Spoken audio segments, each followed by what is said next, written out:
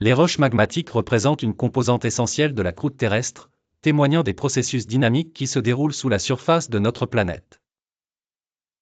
Ces roches sont les produits du refroidissement et de la solidification du magma, une substance en fusion qui se forme à partir de la fusion partielle des matériaux du manteau terrestre. En fonction des conditions géologiques, le magma peut soit refroidir lentement dans les profondeurs de la Terre, soit être éjecté lors d'une activité volcanique, se solidifiant rapidement à la surface sous forme de lave. Les roches magmatiques peuvent être classées principalement en deux catégories selon leur mode de refroidissement, les roches intrusives, ou plutoniques, et les roches extrusives, ou volcaniques.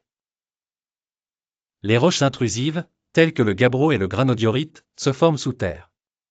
Étant donné qu'elles refroidissent lentement, elles permettent le développement de cristaux visibles à l'œil nu, caractérisant leur texture phanéritique. À l'opposé, les roches extrusives comme le basalte et l'andésite résultent d'un refroidissement rapide à la surface.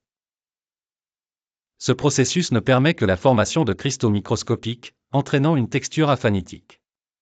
Le basalte, par exemple, se constitue principalement de plagioclase, pyroxène et olivine.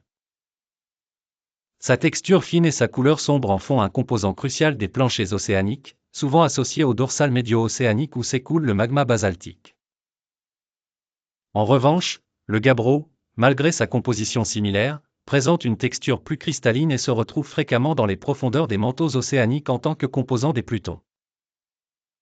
L'andésite, formation intermédiaire, émerge souvent en zone de subduction, se distinguant par sa texture porphyrique composée de phénocristaux dans une matrice fine. Pour le granodiorite, riche en quartz et feldspath, sa texture similaire au granit mais moins grossière en fait une roche répandue dans les régions montagneuses, illustre de la diversité des processus formateurs.